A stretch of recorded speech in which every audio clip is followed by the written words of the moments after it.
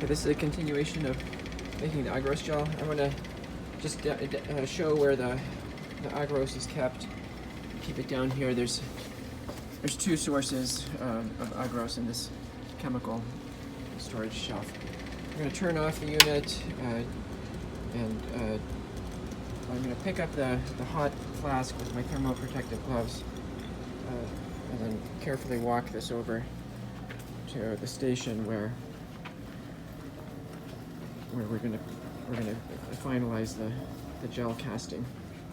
So I'm gonna put it on this other stirring plate, allow the solution to cool a little bit with stirring.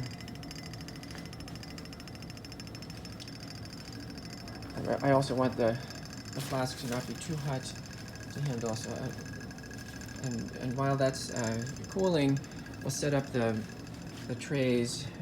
You'll find these over here. This is the tray, the gel box, and power supply.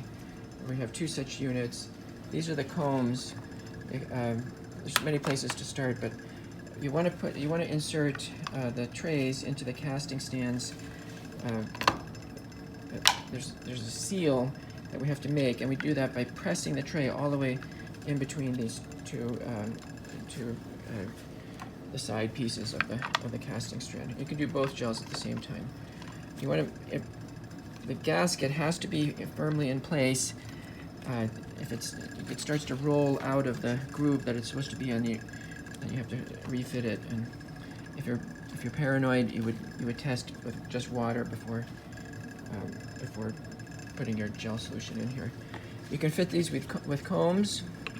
We use the 30 lane combs. One section can load all of their samples in one comb, and I'm putting a second comb in case students want to practice loading the gel.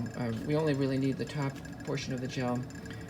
The students could practice loading samples, dummy samples with just dye solution in the second set of. And now this is ready to receive the gel. The gel is still stirring here. I'm gonna try to position the video camera so that you have both hands free. You can still see what's going on. And now we're going to add a DNA staining solution to the gel. This is how we can visualize the DNA. The stain binds to the DNA and fluoresces more brightly when it's in complex with DNA. It's in this light, opaque tube, so you can't really see it. It tells you somewhere on the box or in the instructions on the concentration. So this is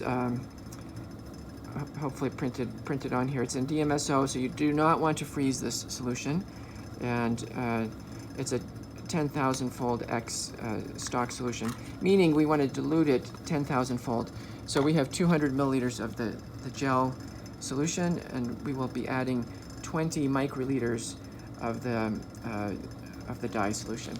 So I'm going to dial in here 20 microliters.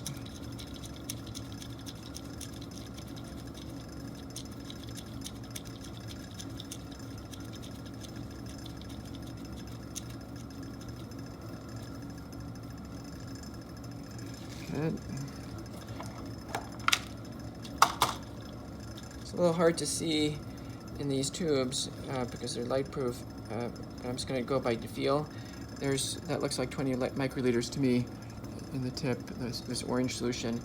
And I'm going to reach down, try to get all the way down to the bottom. Apparently that's impossible, but I put 20 microliters into the gel, let it stir. And you'll find this DNA safe solution over here in our secondary container. This is also where I'm keeping the 1XTAE and the 50XTAE for, so you can easily find it.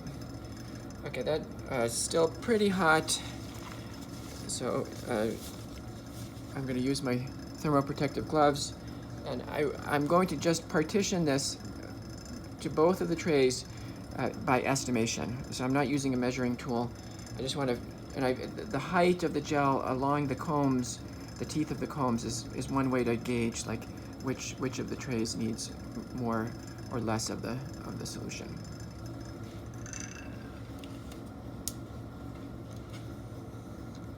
Put these into, hopefully these are in view, and we will pour carefully a little bit to this tray, to this tray,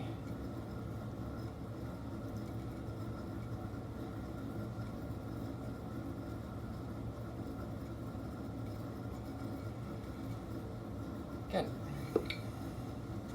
And then the other detail is I'm checking for bubbles.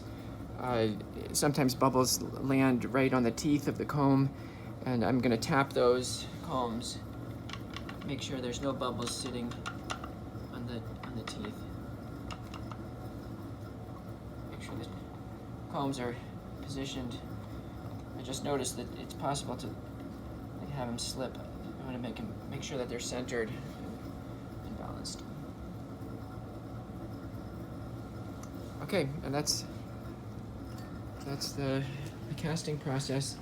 If you're not going to use the gels right away, what you want to do is wrap them in saran wrap and then also in aluminum foil.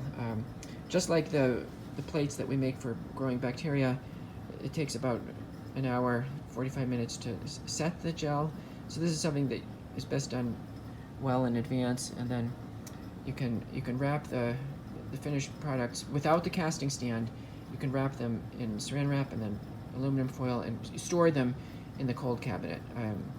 I tested this. Even a gel, if it's wrapped up properly, it'll keep for over a month.